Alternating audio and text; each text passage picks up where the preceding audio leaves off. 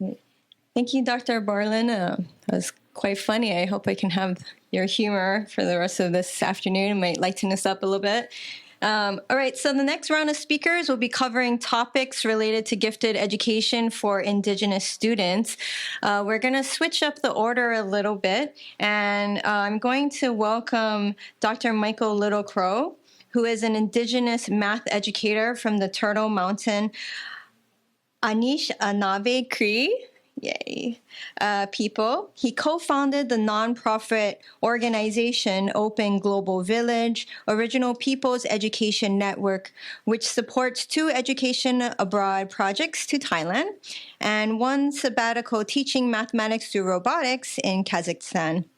He works with the education agencies of several tribal nations to provide professional development in mathematics and workshops, which use the 3,000-year-old mental calculation techniques from India to empower learners of all ages. Dr. Littlecrow is currently serving as a teaching assistant professor at Arizona State University, as well as an adjunct faculty at Scottsdale Community College. Today, Dr. Littlecrow will present revealing the gifts within instructional practices to develop talent of Indigenous students. Let us please welcome Dr. Michael Littlecrow. Good morning, everyone. Excuse me. Yes, I'm Dr. Michael Littlecrow from Arizona State University, and we have a special gift that the time I was asked to do this, my teacher and wife was in Thailand at the time, so I didn't know if she would be. Okay. We'll try this again. So I'd like to say hello to everyone. It's been a great pleasure being here. As I was mentioning initially, is when I was asked to do this, I knew I was here. My wife was doing some work in Thailand, taking care of her family, partly because of the COVID situation, but also she was doing some work in the education field, and she was actually selected as a Person of the Year for her work in psychology and education. And so she, yes, thank you. And so from my Indigenous perspective is when I have learned something, it is better for me to bring the teacher who taught it than to try to teach it myself again. So she's going to, this presentation's interactive. It's going to be showing you how to draw the giftedness from within yourself, because that's what I think of Indigenous is to be able to look inside yourself. And I was very happy to hear Dr. Ann saying that all people, all students are gifted, and that's what we really believe. So this comes from about a 2-hour to a 6-hour workshop that we've done together. So we're going to get it done in 30 minutes. So you're going to get a flavor for how it works and how we can draw the giftedness from within the students. We'll just move forward. Okay. So first of all, it's been a pleasure being part of the BEAM Advisory Board for the last several years. And I like that word so much, be a mathematician. But in this setting, we're going to slightly change the name a little bit. The Be Present, lead by example for the teachers, apply andragogy, which is adult education, and realizing your students, even when they're children, they come to you with knowledge already. Pedagogy sort of assumes that they're a blank slate. Andragogy accepts that everyone comes to us with some knowledge. And then finally, practice mindfulness. So there's our new beam that we'll be using today. So what is mindfulness? From this practice that we look at. And the way I've been taught is to think of it as just keeping something in mind. And of course, what we'll see in mathematics, I'm using some techniques from ancient India where the mathematics was relational. And so you keep those relationships in mind as you do the mathematics. But it's so much more helpful if you have the technique of getting into the state of being mindful that Dr. Pintong will share with us. So here's where this comes from, is that an article I read a long time ago on stress, the reaction that students have, specifically with math, and helping to find that teacher within. So when students take in a math word problem, typically where it goes, the part of the brain that gets real active is the amygdala. That's the fight or flight or the emotional memory part, not the mathematical processing part. And it's here's a reference to the article. So it comes in, it goes there, it amplifies the stress, and then something like even a frowning face, like maybe the teacher's not so happy with what's going on, will increase the stress and reduce the student's ability to answer accurately. When engaged in mathematical problem solving, highly math anxious individuals suffer from intrusive thoughts and ruminations. And this takes up their processing and working memory. It's as much as though individuals with math anxiety use up the brain power they need for the problem on worrying. So they're stuck on this worrying.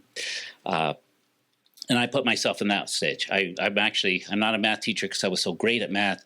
I'm a math teacher because I struggled with math and I found my way through. And so that's the work I do with students. Here's the good news, though. Is that this stress reaction that these students are having, the ones that it hits the hardest, they may be the ones that are actually the most enthusiastic about math because they really care about what they're trying to learn, they're wanting to do it, they're more stressed, and then they don't get it to the right part of the brain that could handle it. Okay, so this is the thing of finding that giftedness. There are gifted students, but they're hiding because they don't see their gift, they don't know how to apply it. So we got looking, thanks to Dr. Pintog, at some of the brain functions, so right brain function.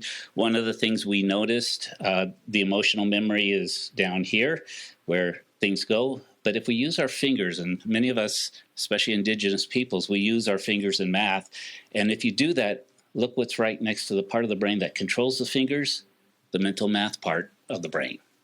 And on the left side, a similar type thing. We got to get it away from our emotional memory, right? We use our fingers, it brings it up into the math processing part. So here's another technique. So we'll be using our hands to do a few things along with some mindfulness practice. So also when I teach math, I've looked through math history, and where I've come up is at least the modern mathematics, the center of modern mathematics is India. The numbers we write, they came from the mathematical school in northern India. Southeast Asia, the number systems that they use are similar, but they're different symbols, and they come from a southern school in India. But India was the center of mathematical thought 3,000 to 5,000 years ago, and all of our mathematical thought has really come from that place. And Dr. Pintog has actually gone to India, spent several months there practicing mindfulness and meditation. And so there's this part of it that mathematics was not just a separate field, but it was part of all sciences. Everything was integrated. So one of the things she's taught me to bring into my classrooms is just a 2-minute mindful breathing activity that I've shared with my students. Simply direct your thought. So I'm breathing in, I'm breathing out. So we walk through a guided meditation where students are just watching their breath.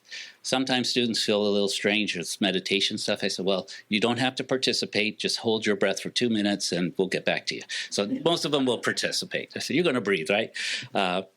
Then there's the evaluation part. And this is the part that we mostly, because we all breathe, but we forget to evaluate, is that breath the best it could be? Is it making me more relaxed or is it making me tense? So that's the evaluation start part. And then when we get it, the evaluation part right, and we get our breath in a place where we're being relaxed, then it's pleasurable and we want to do it more and we're in a good spot. So I've done this in my math classes at the community college. It's a little harder at the university where I've got 150 students in one class, but that's why I really look at myself as a community college professor, because I like working with groups of about 24. It's much nicer to do these kind of exercises. I'm going to share this with you. This was a workshop that Dr. Pintog and I did. She did the mindfulness part, got them mindful. I used some of the techniques from ancient India that are really mindful math. And this student of mine, who had been struggling a lot, he gave us a little bit of a... very good. Okay. So and this student was, he had some special struggles that semester. One of his brothers had passed away, and he was really struggling. He was one that would remind me. Sometimes I would think, I got so much to do today, I'll skip the 2 minutes of mindfulness. And he would say, Mr. Little Crow, can we breathe? And I said, oh, yeah, let's start with the breathing. So we do it 2 minutes, and we'd actually get more done that way. So part of it was what sort of surprised me. I don't know why it did, but the training that I went through in mindfulness, I had forgotten how it would make me mindful. I was just focused on how it would make the students mindful. I was forgetting it was making me mindful too. And so I was doing a better teaching job while they were doing a better job of focusing whenever we did it. And missing it caused us some problems. So this is some of Dr. Pintong's work, and I was one of her subjects in this one. She put together a 6-week mindfulness course. It's got mindfulness of breathing, walking, speaking, listening, eating. It's a whole course.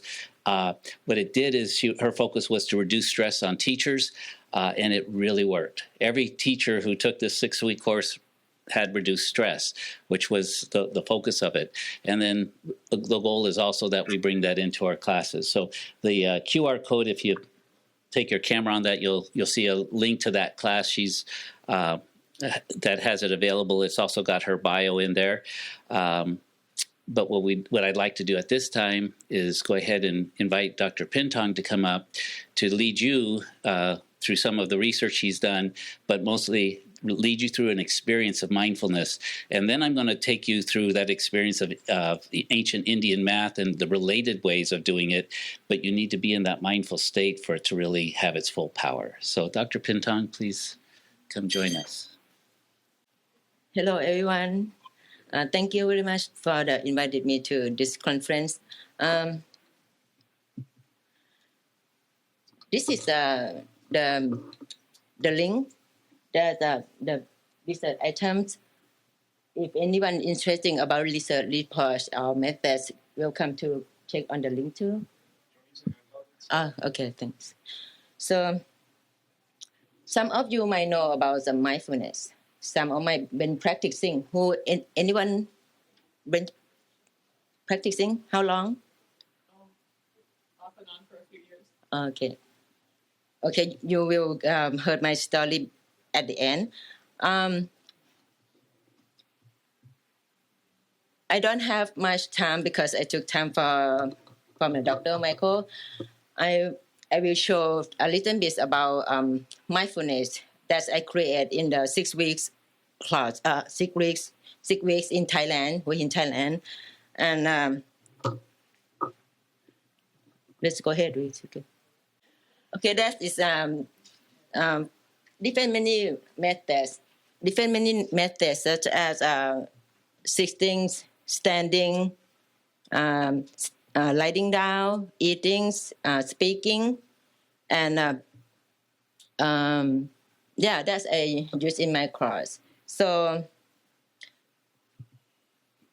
are you ready for have some experience of mindful? Actually, people might know about meditation, right?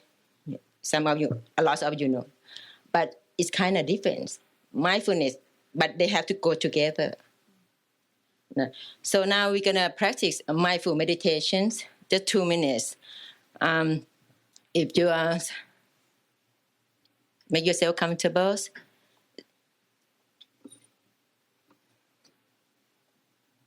and if you don't like to close your eye, you just look down.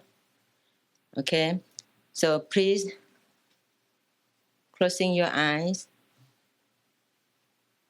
relax your jaw, your shoulders, your arms. Feel your body touch the chair, your feet touch the floor. Calm your mind. Set any worry behind. Just be present the moment. And then take a few deep breaths through your nose. Fill your stomach with in breath. And then let any stress empty without the out breath. Do it a couple times.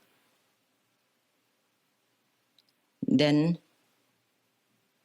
let the breath naturally come in and out. Don't let your mind follow when your breath gone out. Try to keep at the front of nostril area. Feel any sensations of your breath in and out. Observe it. Is hot or cold, short or long. As your breath come in, feel it all the way to the abdomen. As it's gone out, feel it arrive to the chest, to the nose, to the throat, to the nose. If you hear the sound or smell something, just note it, non-judgment. It's just the sound and the scent. The more you pay attention on your breath in and out, the more you will see quiet mind. If your mind wonder, what is it in the mind?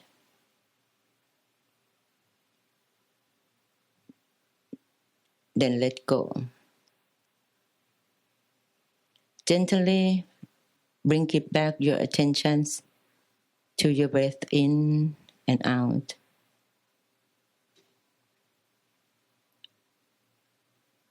Continue practicing like this. I will quiet about 1 minute.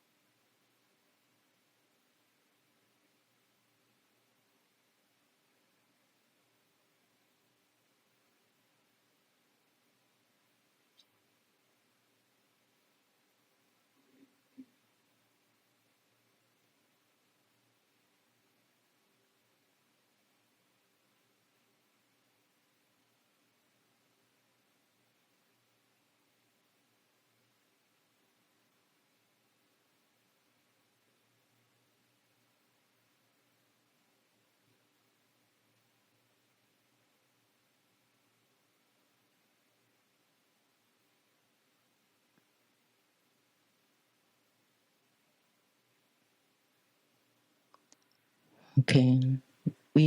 Before you open your eyes, give yourself love and kindness to yourself and other, and slowly to open your eyes. How it feel? It's some of you might feel like really, it's kind of not comfortable with this one. I mean, like, have you even been practicing about this before? If you do practicing like this regularly, you will comfortable. Sometimes, like when you first start, you may feel uncomfortable with your in breath and out breath. Some might increase your anger or your dislike thing inside. But the more you practice, the more you will find your way.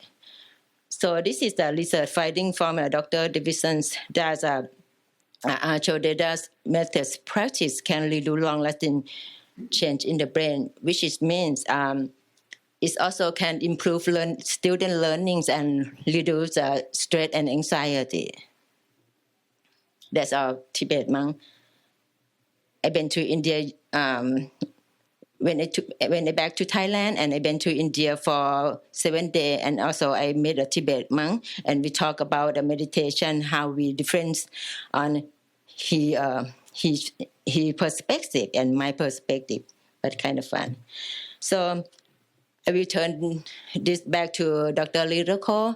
And do you have time? I want to share this story. One of my participants, she told me she have been practice meditation about 30 years. I said, wow, that you might be expert. And she stopped to doing it 1.5 years. From that, she kind of leaned her to darkness side. She lost her husband, created her depressed, and she created her loneliness, and she frustrated. And she is a teacher. So I said, well, would you come join my my research? And she, yeah.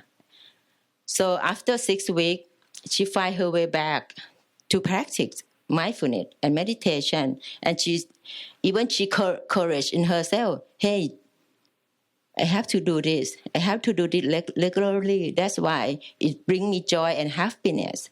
So this is which means it doesn't matter you how long you've been meditating. If you just stop it, it means it stopped. That's why whatever happened in your life, just practice mindfulness. It will help you. So you can bring this to your classroom and encourage your student. Just 1 minute, 2 minutes, help them bring the gift from them side, from inside, that they can help themselves and also they can help others. Thank you very much.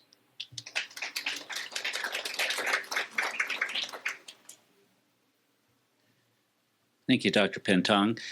And now that you have the state of mindfulness that you're in, I'd like to share with you, and especially if you've struggled with math in the past, I think you might find this very interesting. Most times I present it to my students, they've never seen this before, and they wish they would have learned it when they were kids, and I feel the same way. So first of all, in the Vedic system of mathematics, 3 to 5 to maybe more than that as far as what's written thousands of years ago, they looked at numbers in circles. And so they used 16 sutras in the Vedas, these ancient texts. And the first one was by one more than before. And that's really how numbers get built. So we start with something, which is one, and by one more than before, we start to build the counting system. And so we're going to go a circle. We put these numbers in a circle rather than on a number line. And this is the way we can start to spot some relationality between the numbers. Now, there's a lot of different patterns, and in my classroom, I'll have them look at that for a period of time. But today I want to kind of guide you into seeing, if you look on 10 and each side of 10, what do you start to see? 9 and 1. 8 and 2 is 10, 7 and 3, 6 and 4, and then 5 and 5. 5 is its own complement. We call these complements. So it's dealing with math as completing things. And if we look at our hands, if we put 2 fingers down, we've got 8 up. That's a complement of 10. We put 3 down, we've got 7 up. So there's our complements built into our physical bodies as well. And we're going to build with that. The other circle that they looked at is that becomes important in Vedic math is a circle of 9. And what I like to do with this one is as we build the number system, we put one someplace and then we go the other direction. So the nice thing about Vedic math is you can do it forward, backwards, left, right. It's not dependent upon that. So you can do it in the way that works best for you. And again, we looked at the 9 in this case, and in each side of the 9, we get the complements to 9, 8 and 1, 7 and 2, 6 and 3, 5 and 4. And then 9's also got a complement. It's 9 and 0 is also 9. So what we do is we work with mindfulness to build these relationships so we just see them. Because that's the brain, or the human brain works pretty well. Rather than memorizing things, we see these things as connected. 8 is connected with 1 as a complement to 9. If it's a complement to 10, 8 and 2 are connected. So it does kind of change over it. But let me show you how we can use this to teach how to maybe give change. So let's see, which one am I going to do? I'm going to do A here. So the complement of 8 to 9. So what we're doing here is all from 9 to last to 10. So we're starting from the left and going to the right. I'm dyslexic, so I have difficulty with my left and right sometimes, so please forgive me on that. But the complement of 8 and 1 make 9, and then the last one is a complement to 10, so 7 and 3. And when you put those together, you see that you get what we call a base number. So it's like if I had $100 bill and I wanted to bought something for $87, 13 would be the change. So you can use this system all from 9, the last from 10. I think we're going to jump over to C. Complement of 9 is 0, 0 is 9, and then the last complement is 3 to 7, and that gives us a complete base of 1,000. And again, this is we spend many times down here. We can do it, and you're just looking at complements. Complement 3, 6, 4, 7, and then 2 is the last non-zero number, so 2 goes with 8. That's a complement to 10. 0 is its own complement, and then we get to a base number. We start with this, and then we can move on into subtraction, and we teach a few little additional techniques on it. But we do subtraction not as takeaway, but as complements, and it's using a different part of the brain in a different way, in a mindful way.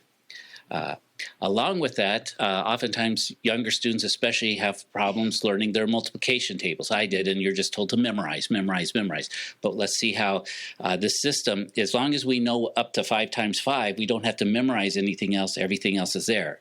So with 2 hands, what we're going to do is the complement of 8 is 2, so 2 fingers go down. The complement of 7 is 3, so 3 fingers go down. And then what we do with these is, so there's our complements. The up fingers we count each as 10. Let's see if I got to keep one. So there's 5 fingers up, so that's 50. And then what I always do is knock your down fingers together. That's multiplication. You're going to take your down fingers and multiply them. 2 times 3 is 6. So we've got 56.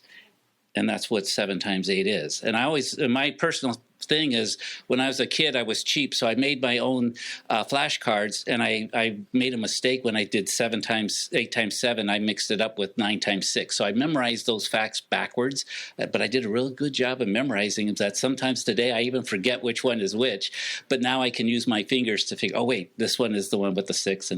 And so what I do is we'll keep moving forward, but I just have the students go through and I have them draw pictures of their fingers, and I said, this is why I'm not an art teacher, you can see here's our hands. We draw them, we do them, and again, it just reemphasizes that using complements and this addition and multiplication that we can get that. There's a slightly different method to use to go from 11 to 15, so that even gives them either greater power, because a lot of people memorize up to 10 times 10, but most of us stopped. But here, if you teach that additional similar method, they can be doing up to 14 times 15, under the table, and that makes them feel real good. Made me feel good. This is also used in multiplication. There's a sutra called vertically and crosswise. So we build with the hands sort of things. This is really what we just did. So 9 times 8, we look at the complements. The complement of 9 is 1, and the complement of 8 is 2. And I've got negatives because we're going to subtract them. So this is the same thing we would do with our hands. But what they would do on paper this way is vertically they'd multiply 1 times 2. And they get 2, and then they would do a cross subtraction, either 9 minus 2, which is 7, or 8 minus 1, which is also 7. That's 72. So this is a way of doing multiplication, similar to what we were just doing with our hands, and I'll show a couple 8. Here's our 8 and 7. It's 2 and 3. We get the 6, and we get the 5. But what's cool about this system is our hands only have so many fingers, but we can do this up into the teens. So 11 is 1 above, 12 is 2 above. Vertically, we multiply them. That's 2. Crosswise now, since we've got what is called a surplus over 10, we add. So 12 plus 1 or 11 plus 2 gives us 13. It's 132. So now we're getting even greater math power. But we could go to the hundreds. As long as you're close to that base number. And again, I'm just picking out a few. So 92, the complement would be 8. That would make 100. 99, the complement is 1. That would be 100. 1 times 8 is 8. Actually, we put 0.8 because we need 2 decimals. And again, it's one of the things they pick up. And then we're going to cross subtract. I would do 92 minus 1. You could do 99 minus 8. Whichever one you want to do, whichever's easier, you would see that answer is 9108. And again, I break out the calculators because they don't know it. And then once they start doing it, they see this works. and it gives them a way that, and again, it's teaching them to do it mentally, and it makes them feel good. It made me feel good. In fact, actually, I was going to teach I was asked to talk to a fourth grade class, and I wasn't sure I would be real sharp because I'm not sharp with my mathematics. I learned these techniques so that I would look good in the eyes of these fourth graders, and it worked. It worked. So, again, even a number that's kind of far away, like 77, you get good at getting the complements, and then it's just 23 times 2, which is real. You're just doubling it, and then you're able to get this number really good, and you're able to just kind of pull this out mentally, and then people think you're smart, whether you are or not. But so you start finding gifts, and then when you believe you're smart, that's where the gifts really start to flourish. And we'll just go through a few more, but it gets there. So I had something really profound to say, but I completely forgot what that is. But I just thank you all for inviting both of us here. We really enjoy putting on workshops like this, working with students and seeing them. The only problem I had is after I brought Dr. Pintong to that workshop, my students were saying, when are you going to bring her back? We're kind of, because daily class, I says, well, it's, during class you got me. Sorry. But anyway, thank you so much. And I hope you enjoyed it.